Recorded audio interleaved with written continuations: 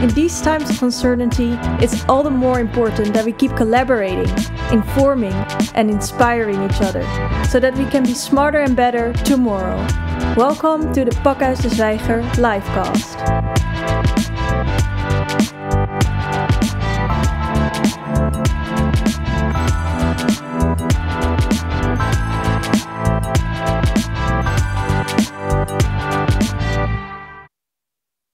Hello everyone, on behalf of Pakhuis de Zwijger, welcome to the livecast about emerging stories. My name is Rut Kronenburg and I'm your host of today. This is already the 20th and also the last episode of Emerging Stories, the talk show about the future and importance of independent journalism. Especially during these crazy and uncertain times, access to reliable information is even more important than ever. In this series, we're going to dive into the different aspects of journalism. We touch upon the problems and try to come also with solutions. And we do this with international guests, with journalists, with photographers, with media experts, scholars, etc. They share with us their emerging stories and the importance of journalism.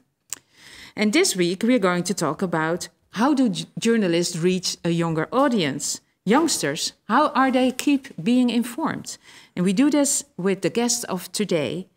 In the studio, we have Emiel van Oers. Hi. Emiel, welcome. Thanks. Emiel is the presenter and editor of a public broadcaster show called NOS op 3. And via Zoom, we have with us Yasser Mashad. Yasser? Hello, everyone. Welcome. Yasser is a blogger and YouTuber in Tunisia. And later on, we also will have with us Abdelmanom Issa from Syria. But first, back to Emiel and Yasser. Emiel, how are you? You're working for NOS on 3, well, in English. Yes. It's a little bit difficult. Can you tell us a bit more about it? Yeah, sure. I'm good. Thank you. How are you? I'm fine, thank you. I can tell you a little bit more. NOS on 3, that stands for the third channel, the national channel in the Netherlands. The NOS is like the Dutch BBC, the public news broadcaster, the very traditional news in the studio with the anchor telling you what happened that day. And we are sort of a club within that club that aims for a younger audience that is not on television anymore. We used to be, but like 5 years ago, we pulled the plug from the television and they gave us like a carte blanche, like go ahead and try to explore. And that was a deliberate choice, I guess. That was a deliberate choice, and we had complete freedom, like the storytelling wise, what kind of journalists we want to be, interactives, what do we do on Insta, what do we do on YouTube, of course where our audience is, not on television anymore. And we had like 2 years of experimentation, and for the last 2 to 3 years we've come to where we are now, and we make mostly interactives, infographics on Instagram, and explanatory videos on YouTube, in short. And can you share with us how big is your audience? We have a community of 300,000 subscribers, and some videos reach over 1 million views. And yeah, not too bad on a population of 17 million. And the most important thing is we finally reached the audience we want. They are between 20 and 35 and not over 40. That was our audience at our own television show aimed at a younger audience. But hence the fact that you skipped television. Exactly. Yasser, how are you? How are things in Tunisia? I mean, for me, I'm trying to stay alive, hopefully, with all the COVID and things. But here in Tunisia, things are, let's say, secure. Hopefully, we're trying to survive all this pandemic. So you're a blogger and a YouTuber. Yes. What are the main topics you make content about? Well, I started with videos that talks about our educational system, because as a youngster, we always criticize and we always blame the system. So I had some videos about them. I also did some videos while I was traveling, like in some international conferences or as an exchange student. So I share my experience with the audience, and I try to help them find, let's say, scholarship or how to improve their language, or give them some tips. And finally, I try to make videos about social life, social things that we live in.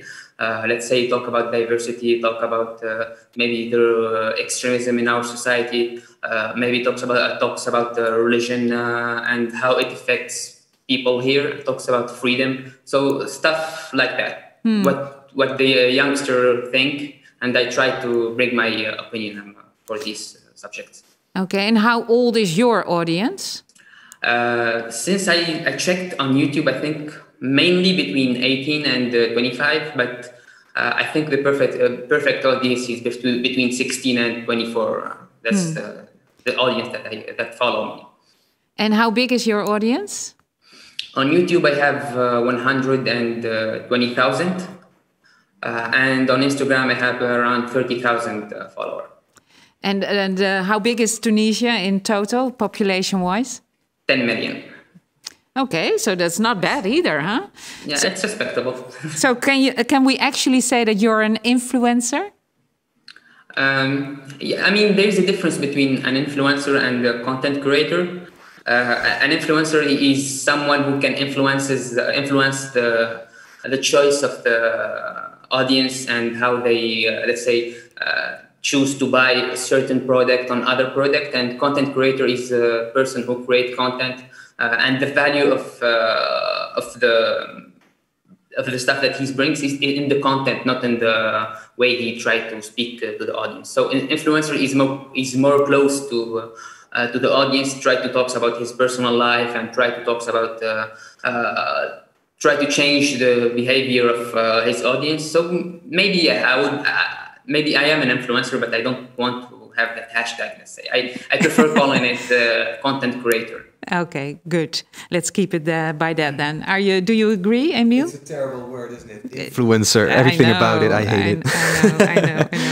Well, thank you for both sharing your introduction. In a bit, we're going to dive deeper into the subject. But first, we want to know what the people on the street, young people on the street, think about this topic. And we asked the following question. Next year, there will be elections in the Netherlands. Will you vote? And if so, where will you look for information to decide who you will vote for? Let's have a look. Ja, ik ga stemmen. Hoe kom ik aan informatie? 8 uur journaal, social media, de krant.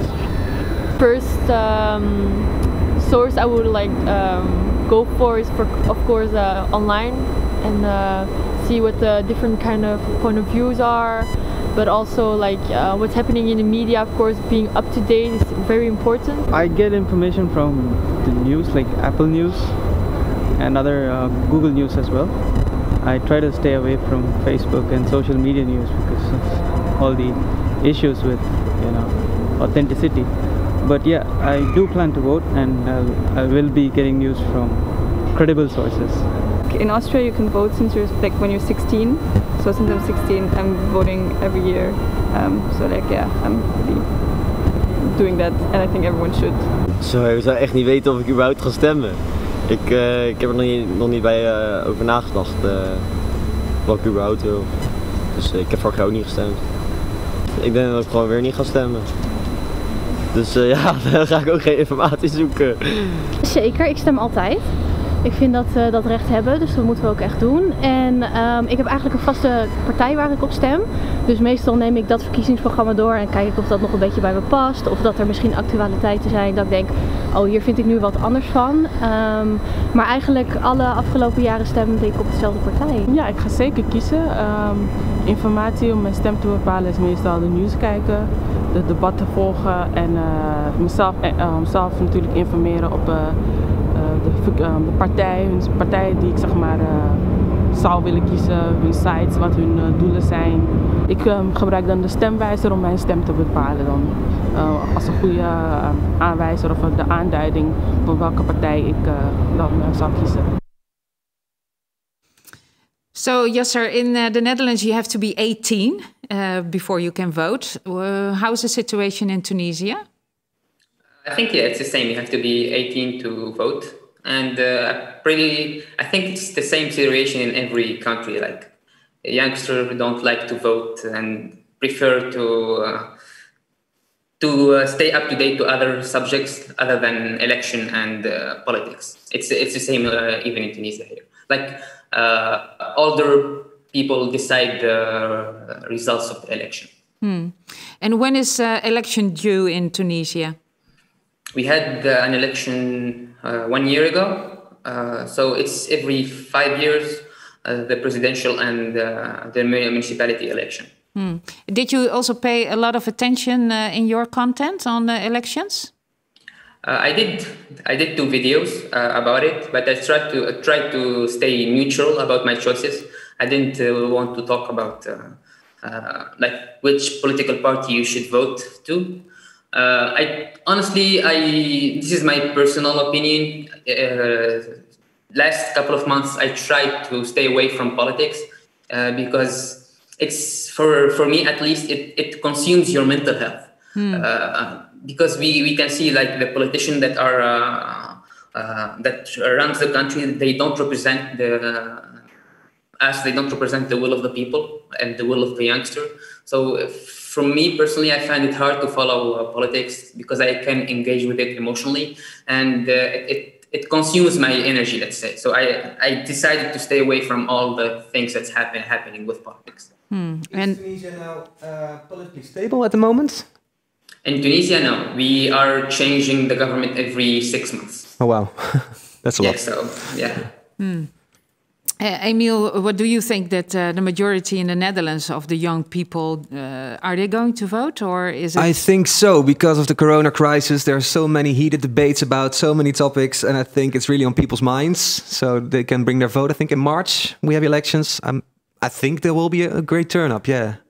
And of course, NOS op 3 will also pay attention to that? Yeah, for sure. We haven't made a plan yet on how we're going to do the elections this year. But 4 years ago, we organized a debate with the most youngest members of parliament. They were all in the begin 30s, late 20s.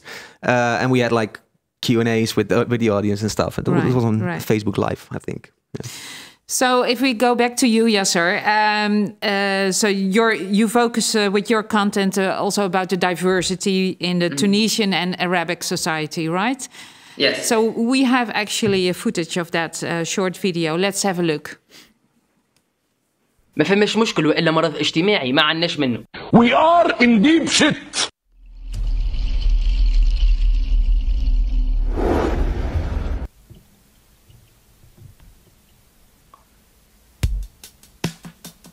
نعم يا شعب، عدنا للبلادة والركاكة، والمرة هذه من تركيا. السلام عليكم يا شعب الانترنت، أنا ياسر وهذه قناة قشقيش حناك. عندي مدة ما هبطش حتى فيديو في قناة القشقيش، واحد تلهى وراقي الإقامة في تركيا وقاعد يكتشف في الجامعة اللي يقرأ فيها. في الجمعتين اللي عديتهم واحد اكتشف برشا حاجات في العباد اللي هوني، خاصة في مدى اختلافهم في الشكل والفكر. لذلك حبيت نعمل الفيديو هذا على موضوع الاختلاف في مجتمعنا التونسي والعربي عامة. مجتمعاتنا لا تخلو من أمراض وعاهات وتخلف، أنتي سيماتيزم، سكسيزم، ريسيزم، هوموفوبيا، زينوفوبيا، والقائمة تطول وتطول. ما فماش مشكل وإلا مرض اجتماعي ما عندناش منه. We are in deep shit. هي لازم في كل ابيزود نحطوا الفيديو هذا، واليوم كما قلت لكم باش نحكيو على قبول الاختلاف في مجتمعاتنا. اغزر له كيفاش نطول شعره، تقول بنيه. شوف الاخر كيفاش لابسه جيبه قصيره ومخطط بالابيض. أعوذ بالله ما تغزرش ما تغزرش. بيعمل في روحه هكا هذا سروالو مقطع ومريولو كله باللكحل عامل حلقات في يده هما كما يكونوا كثير من عبدة الشياطين محبي الميتال العباد. Yeah, sorry for everyone who's watching. This is in Arabic, but maybe Yasser, you can give a short overview of what's it about. Yeah, I made this video 2 years ago. It talks about how the society views diversity. It talks about like if you have a long hair in Tunisia, or if you wear short skirts or anything like that, people will criticize your appearance, and they will have an opinion on every aspect of your appearance. And I talked about also the religious diversity and the gender diversity, that it's hard to accept diversity in our Middle Eastern, North African societies.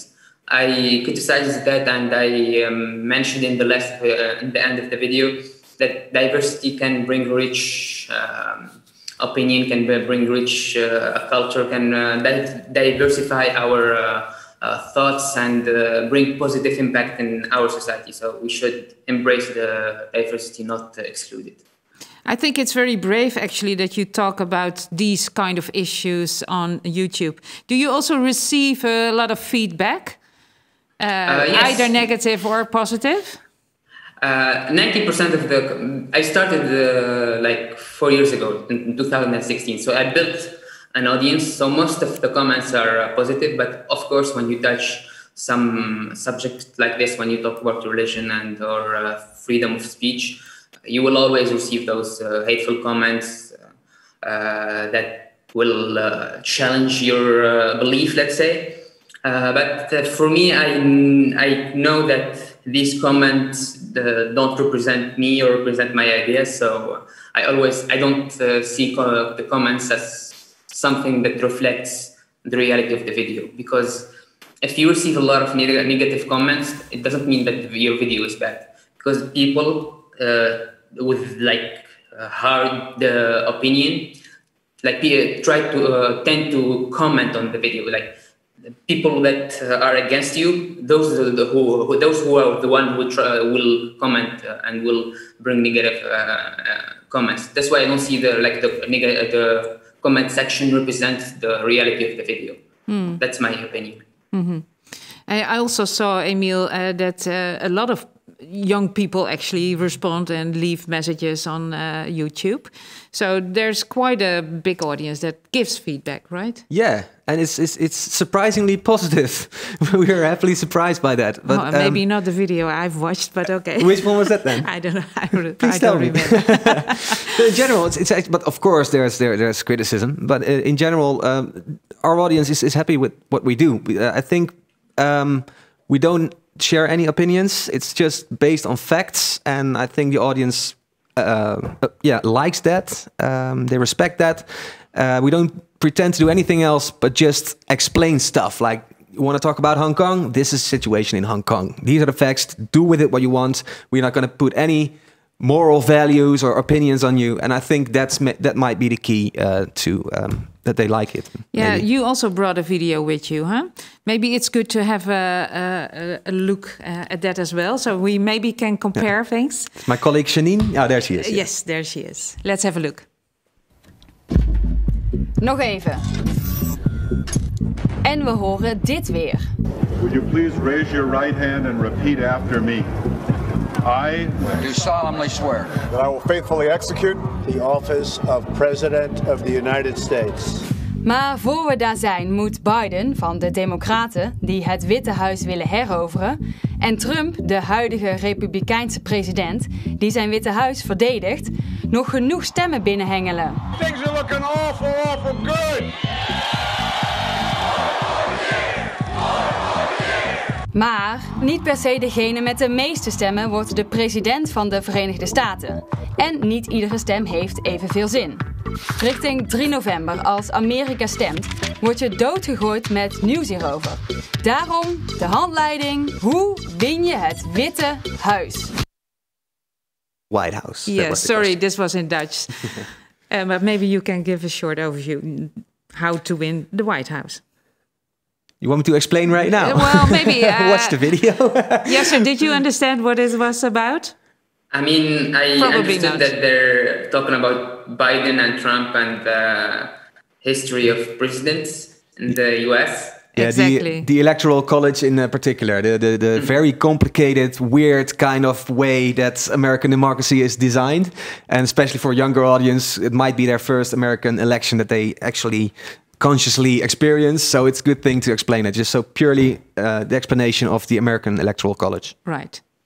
And it's probably a topic that occupies or the young people in the Netherlands are occupied with, or not? Why did you choose this topic? Because it's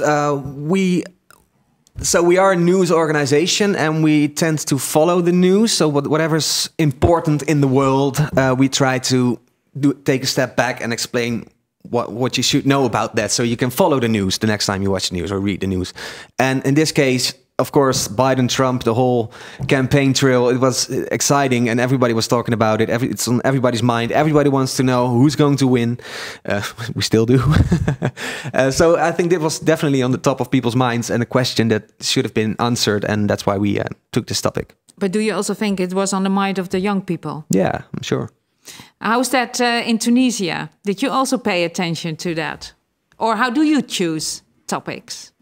I mean, in Tunisia, it's not the first news that about Trump or Biden. I don't think most of the youngsters care about that. But for me, I choose I have two types of content. The content that the algorithm likes, let's say, when you talk about the trends, when you talk about videos that with the subject that YouTube is trying to suggest to other people, and the videos that I like to do. Let's say if I want to talk about the educational system, or I like to talk about issues in my local society. That's the videos that I like to do. But from time to time, I make videos to please the algorithm of YouTube to bring more audiences to my YouTube channel. And in both of the videos, I actually detected a common factor, being humor. Also, in your video yesterday, there was humor. And I think, well, we didn't see it in this fragment, but I saw other videos as well. Humor is also a big part. Yeah. Why is it?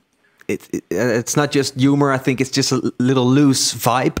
Like we're not in a studio with me wearing a suit or anything, and it's like we are here. It's just like talking to a friend. This is a talk show, but it's just like talking to a friend, and the way they talk to each other. Just that's the tone you should speak in, and I think that works. And I guess it's for you the same, isn't it? Yes. Just if you want to talk to your audience, talk like your audience. Yeah.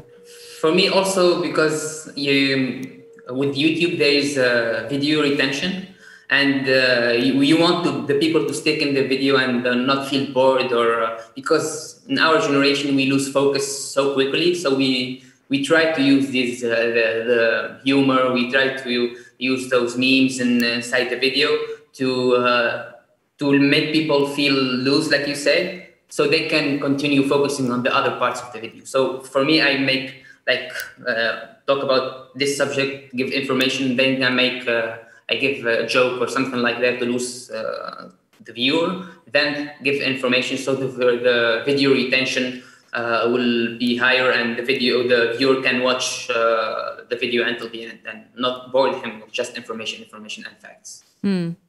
And where do you get your information from then? Yes, sir. For me, from social media, but I use Facebook has a tool called timeline preferences. When you unfollow and give stars to the profiles and the Facebook pages that you want to follow. So when people criticize Facebook about misinformation, yes, they're totally right, but I think we need to understand the tools that also social media provides. For me, I selected Deutsche Welle, Al Jazeera, BBC, and I pin them. So every post that they share, I see it on top of my timeline. I don't let Facebook algorithm decide what I watch. There are a lot of tools to make you choose the content that you see on Facebook. Also with YouTube. Recently, I disabled the whole YouTube main page. So if I open my YouTube main page right now, there is no videos because I don't want. Really? YouTube. Yes, this is a YouTuber talking to you. Okay. Because I don't want the YouTube algorithm to give me videos that have increased watch time. I want to select my own videos. So I go to the subscription feed and I watch the videos that I subscribe it to, not what not what other people watch it and just YouTube want me to see this video. So I think this is important. I don't think that we should let 100% the algorithm decide what we watch. So you make your own algorithm then? I try to. Sort of. How do you cope with that? I couldn't agree more. The algorithm is a little bit of the enemy. That's what causes all the filter bubbles and where all the individuals are in and they're constantly confirmed in their own worldview, and that's, I think, very mentally unhealthy, and that's a big problem of this day. I think we all saw the documentary The Social Dilemma, probably. Very good documentary. I think that's a big problem, and I do the same thing. I subscribe to a lot of channels, and I decide what news I'm going to read, and not let YouTube, Google, or Facebook decide it for me. You're a presenter. Are you then yourself also able to make your own topics or decide Sure. upon? Oh, I'm not just the presenter. The one you see is also the one who does the research and writes the scripts, and so it's from A to Z, everything ourselves. And with the graphic designers we have, that I cannot do. But great, multitasking. Yeah. So the same for you, I assume, Yasser, or not? Yeah, it's from A to Z, like bringing the idea, scripting, shooting, editing, and publishing online. Yeah. So where did you learn that stuff? How to do it? YouTube. Okay. I mean, I learned by practicing, but YouTube. I mean, yeah, I criticize the YouTube algorithm, but use YouTube as platform or YouTubers as creators. They provide a lot of educational videos. I really thank YouTubers because they created the knowledge that most of youngsters right now consume. So there is like this important part of YouTube where you can learn a lot and you can educate yourself by yourself. And I love that part of YouTube. Yeah. Do you also educate your audience then on the risks of the algorithm of social media? I recently started a series called Digital Champions, where I show when I hear a lot of people saying that social media is bad and the internet is controlling us. I don't agree. I think that we didn't teach this generation how to use internet. We spend more than 3 hours every day consuming information on social media, but no one taught us how to consume it. No one taught us about security. No one showed us what time should we stop consuming social media. No one showed us what is real news and what's not. Mm-hmm. I mean, we study math and physics and stuff like that on our educational system, but I think we should study like the third most used activity in our life, and that's consuming social media. Right. I think right. You should learn how to use this. On schools, you mean? Media Yes. literacy, we call it. Exactly, yes. Right. Do you agree, Emil? Again, yeah, 100%. Oh, gosh. Yeah, sorry, it's a bit boring maybe. We don't really have a debate here. But the thing is, we're the first generation where the internet is like all over and everywhere, and nobody taught us how to. And if you see how many people cannot distinguish worthwhile content from disinformation, I think that's a big problem. And Totally. it's true that we're not educated in using the internet. For driving a car, you need a license, but the internet is just open, and there's a big rabbit hole where you in can the get Netherlands, lost. we do have a kind of a media literacy school program. Yeah, but I think that's not even a few % of the total screen time we have, right? So I'm not sure It's if not that's enough. No, it doesn't. No. And how do you notice that?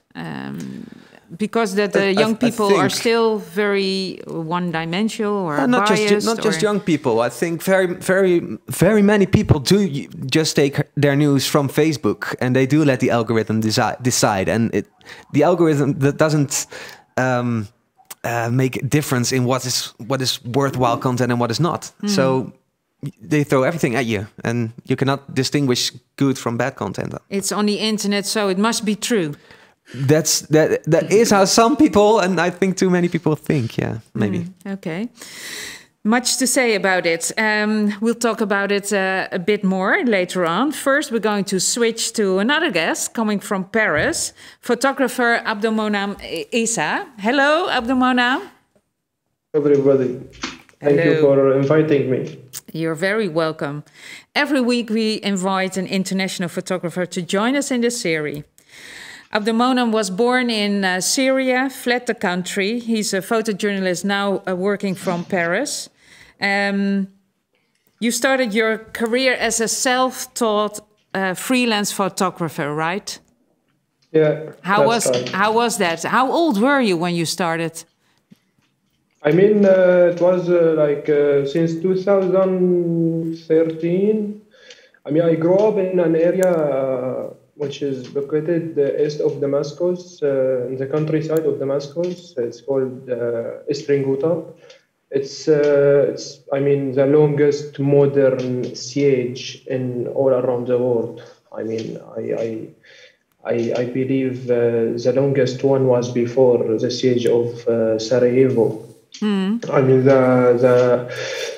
I mean, since 2011, after the Syrian revolution started, Eastern Ghouta was one of the first area in Syria who start protesting against the reaction of the government by I mean, attacking the peaceful demonstration until like they. I mean, the area was liberated by the Free Syrian Army in 2013. And, right. But how old were you then? What age? I mean, I was 17 and a half. I guess, yeah, 17 and a half. I start working with my friends from my city, as a lot of city and village in Syria. I mean, we started to document what's going on the ground. I mean, document the name of the people getting killed, the massacres. Yeah. And you were actually documenting that via your photos, right?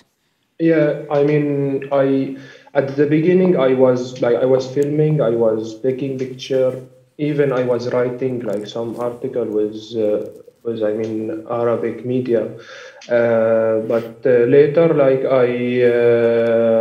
I start to focus on like photojournalism. Like I start working with the Agence France Presse in 2015, and until earlier of 2018, I kept publish story, publish reportage with French agency press. Mm-hmm. And now you're in Paris, and how's the situation there? Can you still work despite the COVID-19? I mean, we are lucky of this point as a journalist, because we still able to move, to search, to look for stories to make. But I mean, the situation in Paris, like new lockdown as the first one before.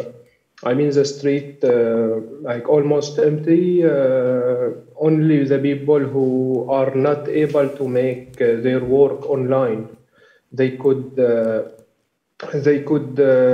leave their houses, but they have like, I mean, there is a lot of obligation of making accreditation of for which reason I'm outside. Right. Yeah. So you actually made some pictures during the lockdown in France. We're going to watch. Yeah, please. I mean, this picture was like, I mean, one of the biggest movement this year is about the Black Lives Matter. Yes. I mean, it started in America and the US after the killing of George Floyd. Right. Then in Paris, I mean, through the same subject of a child who died in the police center. His name Adama Traore. I mean, it was impressive to see all these people like going out, taking part on the street, and like all of them putting masks. They still want to ask about the right, to ask about how this guy got killed in the prison. I mean, on the subject of the Black people, it's a very long history. I mean, this picture, it's with a yoga group, which is I was working with the AFP on assignment of the Music National Day in France. Like I passed front of the Eiffel Tower, and I saw them. They just start to sing the international song, Indian song of the peace, and solidarity with all the movement, with the planet, and as well with the Black Lives Matter. This is a wonderful picture. So it's almost a pity that you cannot hear the music then and the song. Yeah, I mean, I always trying to explain what's going on in through the description of picture. I believe it's such important thing to do. I mean, because like there is a lot of elements into each picture, so it's very important to explain what's going on exactly. Yeah. And this one, I mean, here this one is it's during like a feminist movement, like protest front of the city here of Paris. I mean, they were protesting against the Minister of the Interior because he is accusing of rape. So the Minister of Interior is accused of rape. I mean, so so like they took part on the street to talk about this subject. Right. I think it's one of the most important subjects in our time now. Right. So actually, despite the lockdown, people still go to the streets to protest in Paris. I mean, not actually like this. Like the demonstrations was in between each lockdown. Okay. I guess the people during the lockdown, they are organizing what they have to do next. When the lockdown is done, lockdown is lifted, you mean? Then people can go on the street again. Yeah, the people, And what is this picture with all the hands raising? What is it about? The second protest on the Place of Republic in Paris about the movement of Black Lives Matter. Okay. I mean, it was very impressive. Place of Republic is one of the biggest places in Paris. Right. I was not able to find a place to move into the protester. Yeah. Okay, great. Thank you so much. Since it's the last episode, I've asked Abdelmonem actually to join the last session of the discussion, so he will stay with us. You've heard about the discussion between, well, it was not kind of a discussion because you agreed with each other. What is your opinion, Abdelmonem, about the young people and the media, how they consume? I mean, like I heard the conversation about the social media. I believe the social media is one of the biggest way to learn today. But I agree about the idea we have to have education of social media. I mean, the social media, if we don't know how we use it, I mean, it will disturb our mentality. I mean, it will influence us in a negative way. So personally, I don't use social media for my personal life. I use it only for my professional work because of a lot. I have several reasons of that.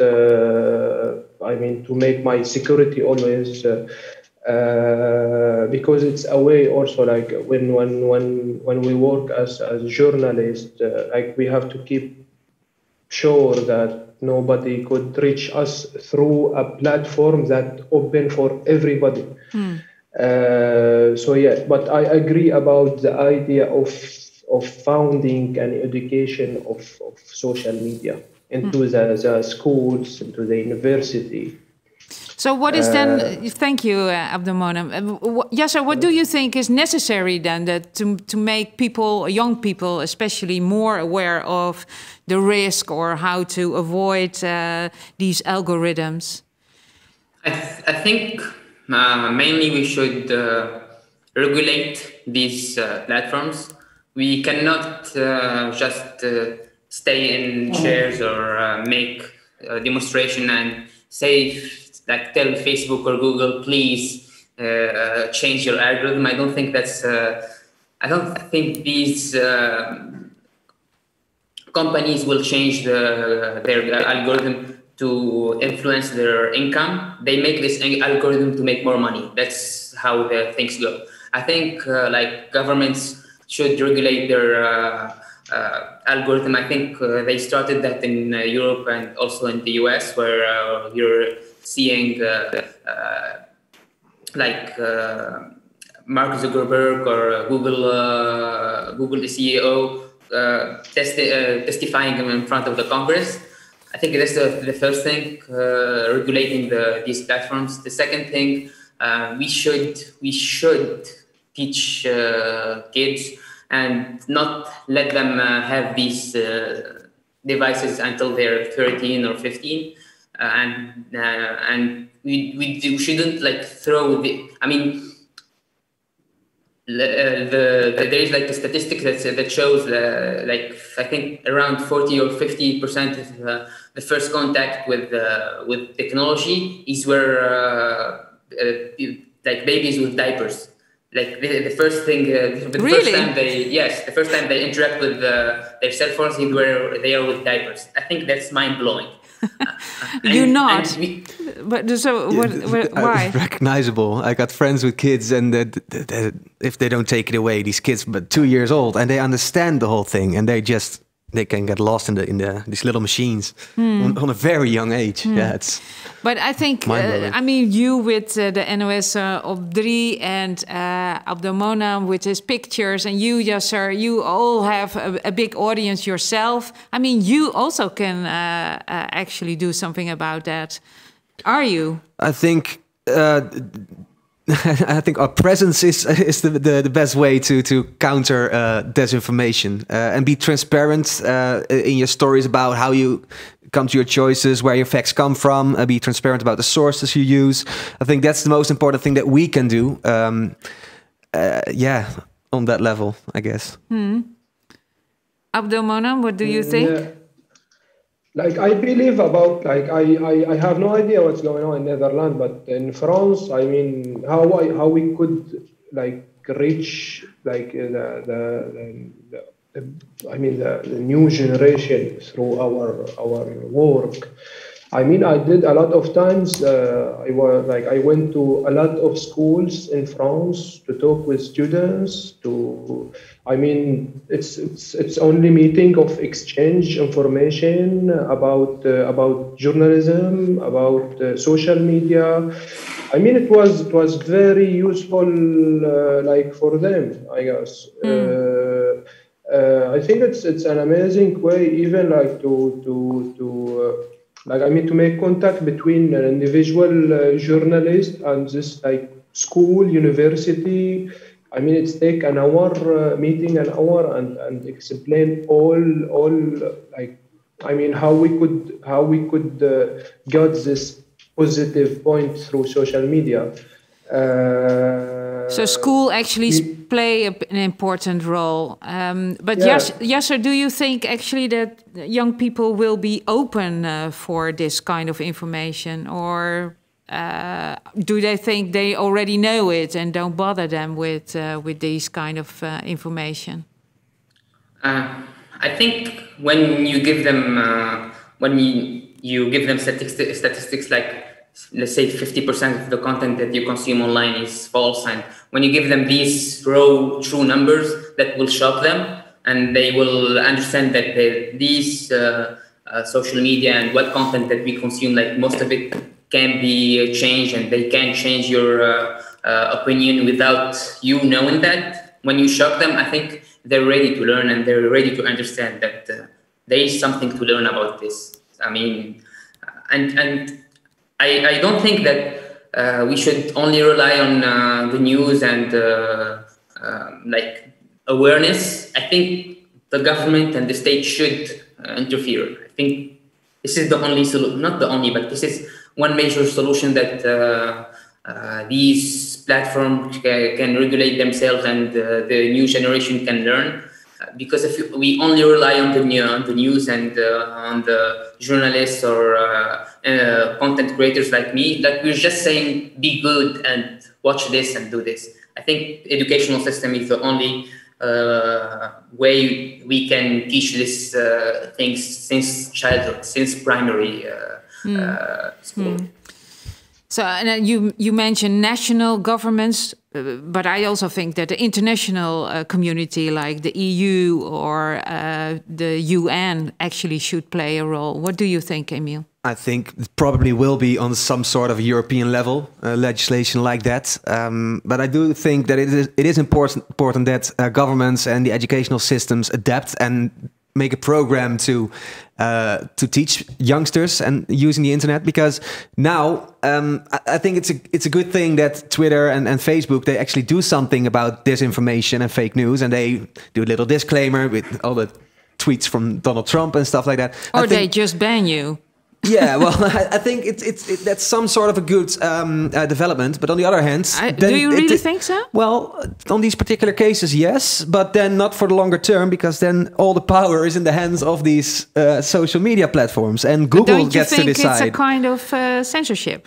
It is censorship, but if it's proven disinformation, then I'm fine with saying that and let the people know, and like getting away. Total YouTube channels, like happened with a rapper in the Netherlands not recently, that goes a bit far, I guess. But if they can put in a disclaimer like, watch this one, the facts that are claimed are false, they are proven false, I think that's a good thing. But I don't think that power should be in the hands of the Googles and Facebook and the Apples of this world. Exactly, yeah. That's, I agree. Yeah. Abdelmonem, do you have an opinion on that? I have I mean, I think like most of us most of the people are very careful today about which media or which television they have to choose to look at. I mean, at the information that belong to the reality of whatever of situation. So I mean, like I don't know if it exists. I mean, a platform that explain through a list, list of independent media. Because I mean, I got this question a lot of times.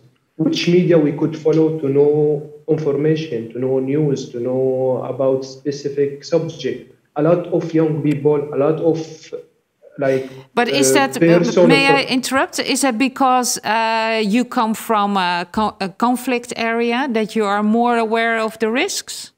Of course, because I mean, it's not about only because I came from a conflict area. I mean, it's only about because there is propaganda everywhere. I mean, whatever there is, with each new movement in all around the world, we could notice there is media that are making propaganda about this subject. So we have to know which media they are talking the reality and the other they are talking about the fake news. I mean, the three biggest press agency. I mean, AFP, they have like a desk of faking news. Associated Press, they have the same. So I mean, it's even they mention you mentioned about Facebook and Twitter. They start to make this fake news, but I don't think we could trust the social media. We could control the social media. And who do you mean by we? I mean by everybody. We will get this education about how we could use this platform, open a platform. So I mean, if like all of us, we will get a day that we could, as Yasser, he mentioned about he choose what he want what he wants to see through YouTube, what he wants to see through Facebook. I mean, it's a good solution, but not everybody knows about this way. Exactly. It seems we've lost Yasser. No, I'm here, actually. Oh, you are? Okay, Yes. I didn't see you anymore. Sorry about that. I didn't want to interrupt. I want to talk about 2 points. Maybe I disagree about. The first one is, I don't think Facebook is making enough regulation on other countries other than the US or Europe.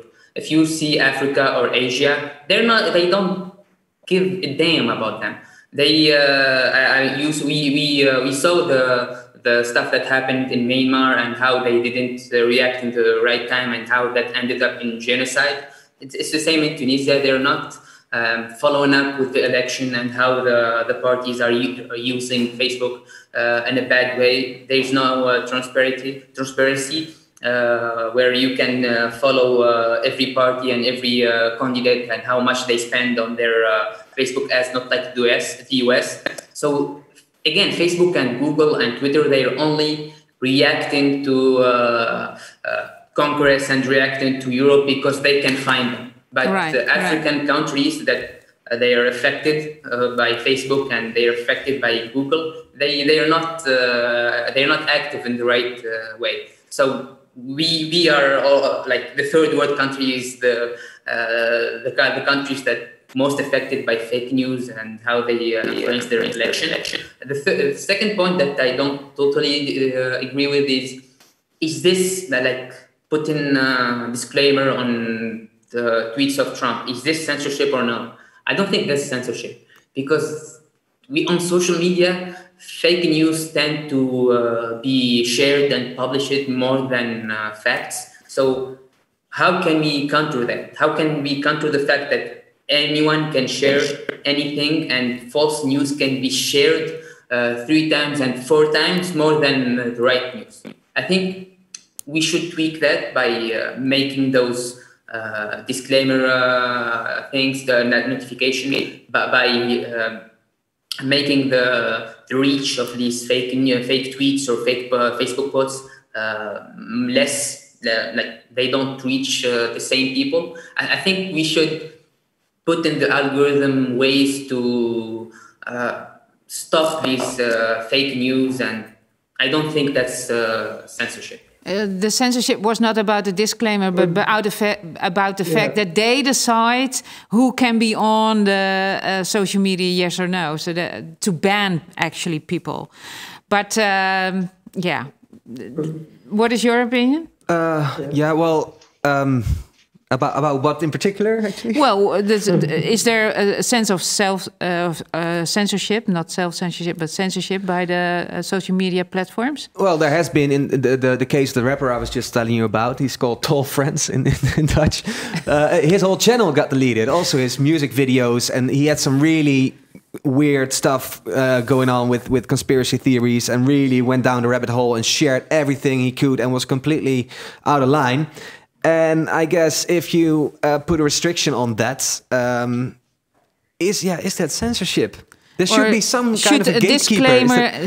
Should a disclaimer do it actually in this case? Well, it's something. It's like it's yeah. Well, but I have a question about that, actually. All right. I have a question. Sure. Go. Let's put an example: education in our educational system. By the name of freedom and free speech, can we put false information in our educational system and let the students decide what is this true or false, and just let them, like, they're smart enough to decide if this is true or false with education? And are you going to answer that also or not? I'm asking you. Okay. Well, I think freedom of speech is one thing, and it's not freedom of choosing what your facts are, because facts are facts. Yeah. And I think we live in an age now that everybody has the right to have their own facts, which is crazy. And it's unprecedented, the time we are in right now. It's incredibly difficult to find a solution for that. So do you think we should treat? I'm just thinking. Do you think we should treat our education, like we should, let me rephrase that. Do you think we should treat the media as we treat the educational system? Like educational system is just fact, but the media is full of opinions and full of other stuff. So should we? What is the right way to do it? Well, in schools, there's like this is the stuff you're gonna learn, and everybody's gonna learn the same thing, pretty much, basically. Not in every school, but there's like a program you follow, and the media online, it's like a big labyrinth where you can get lost, and there's no structure whatsoever. I think that's what makes it very difficult. And I also think there's a difference between media and independent journalism. Yes, for sure. Yeah. So maybe we should focus more on independent journalism, where that is fact-based, evidence-based, etc., etc. I mean, if I could mention something, I mean, at the end, the reality is the reality.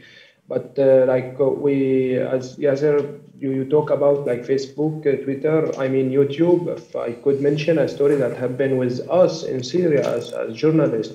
I mean, YouTube, one day they delete all videos that link with a chemical attack that happened in Stringuta. I mean, me, by my own, I have my own channel. I have 5-6 video about this massacres. And the video was private. So the public, they are not able to watch the video. My channel completely was deleted. So I mean, because that when I said I cannot trust a platform that like YouTube or Twitter, I mean, I use it to publish story I did, and I agree about, I mean, we have to support like the independent journalism, because I mean, at the end, we need reality to build all our education through it. Right. Yeah. So I guess come back to the fact that there should be a kind of a regulation for the platforms. But who? That's the question. Yeah, Who's but not the that? platforms themselves. Maybe we can agree on that. Well, we're almost about the end of this talk show, and I do have one last question for the three of you.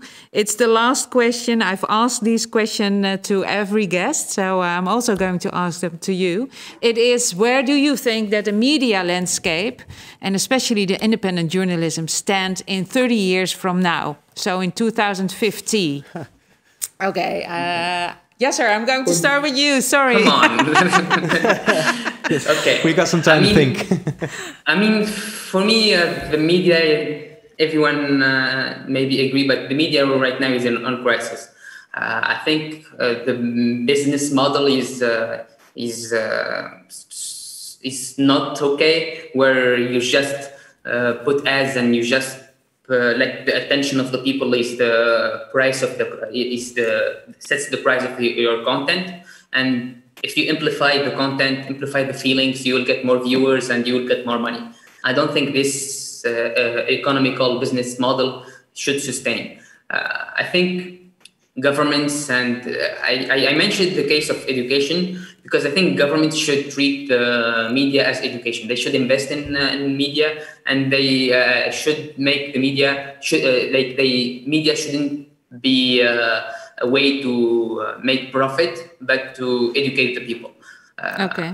And do you think it will be there in 30 years still? I don't know. It depends on I hope so. I just hope so. Okay. Okay. If European Commission or the U.S. government succeed to regulate Facebook or like social media platforms and make them more about facts and not about the economical business model, I think maybe we can. I don't want to answer the question, but I just want to be hopeful about that. I'm just good. Crossing my fingers. Okay, okay. Very good. Thank you. Emil, what do you think? I hope it will be regulated way more than right now. And I think it will be, because, like I said, it's very unprecedented what's happening now. It's coming to us and we don't know what to do with it. And these questions are being asked, and hopefully the answers will follow in the coming years. And there will be some legislation on the European level and just to draw the line somewhere, because now it's every man for himself on the internet, or everyone on himself on the internet, and I hope that's will be regulated more. And I think that in 2050, probably the whole thing about linear television broadcasting, I think that will be gone, and everybody will be online and decide themselves when, what, and how they consume their news. Thank you. We still have 1 minute, so I'm very short. Let me say last thing. Like I believe about, local journalists, local photojournalists who live in their country, who work, like who have this hope of this field. So I think we even like 30, 40 years later, we will still have them, because whatever we have today, as a subject, as a movement, most of the time the first people who cover this subject, those whom live in this country, wherever they are. Great. I have to cut you off, sorry, because we're about to out of time. Thank you. But by that time, you are actually running the countries, right? Yeah. Because you're not the young people more, but you're in charge. You're taking over. Let's hope that. And then the world looks much more brighter. This was actually the last episode of our live cast, Emerging Stories. Thank you so much for watching. Thanks to my guests of today. I'm so sorry, this was the last episode, but there are other live casts as well. If you want to know about which one, have a look on the website of Pakhuis de Zwijger and you will find the program over there. This was it. Thank you very much for watching and maybe until next time. Bye-bye.